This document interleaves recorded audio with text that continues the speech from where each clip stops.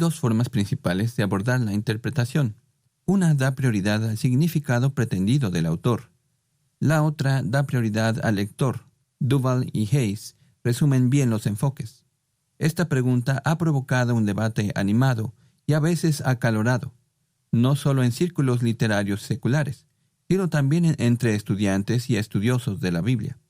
A lo largo de la primera mitad del siglo XX, el enfoque tradicional para interpretar cualquier literatura bíblica o secular fue asumir que el autor es quien determina el significado y el trabajo del lector es encontrar ese significado.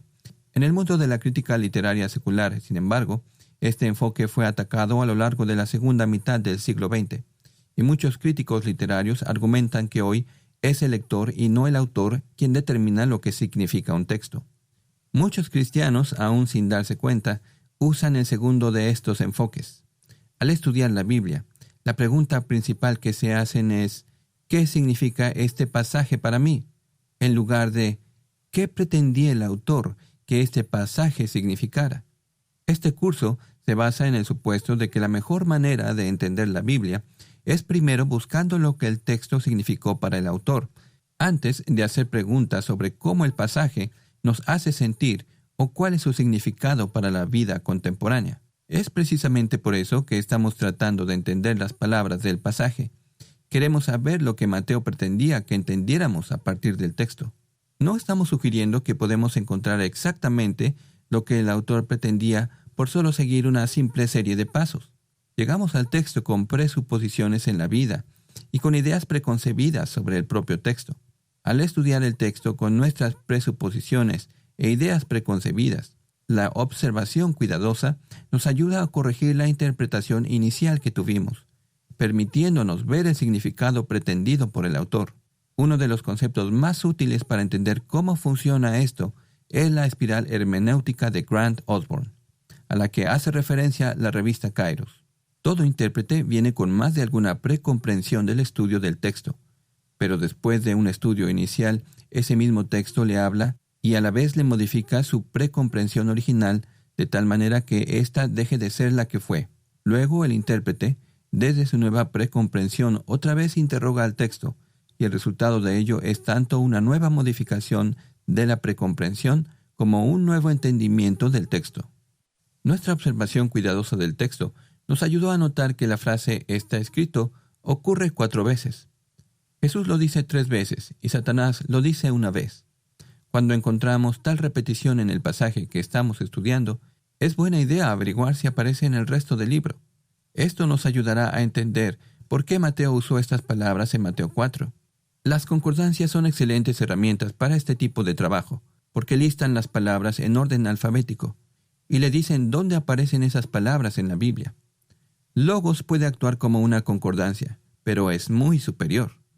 Déjame enseñarte cómo. Con una concordancia impresa, sería muy difícil encontrar los lugares en los que esta frase ocurre en la Biblia. Las concordancias encuentran palabras, no frases. Podríamos tratar de encontrar esta información buscando la palabra escrito, pero nos tomaría una eternidad para averiguar quién lo dijo y cuándo ocurre después de está. Vamos a resaltar la frase escrito está.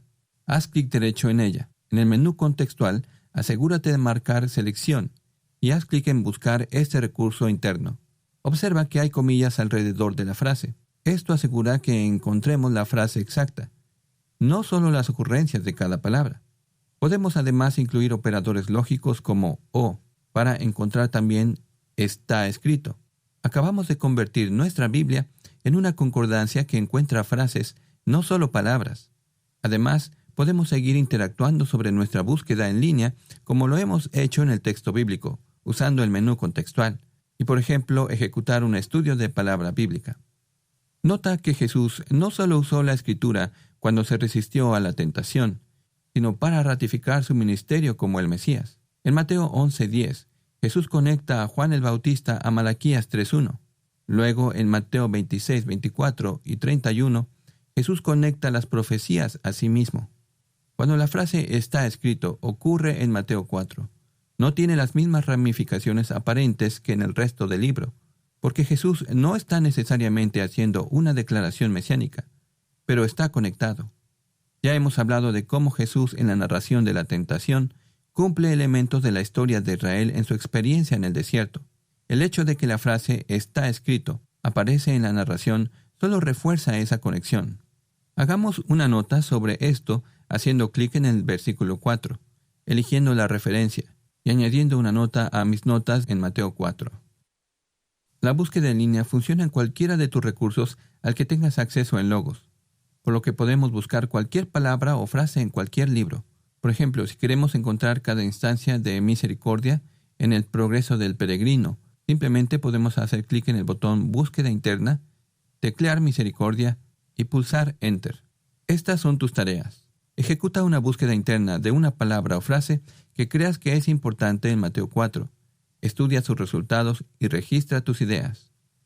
Ejecuta otra búsqueda en línea con esa misma palabra o frase en tu comentario favorito de Mateo para encontrar dónde ese comentario habla sobre el concepto que estás buscando y agrega cualquier información que encuentres en tu documento de recortes.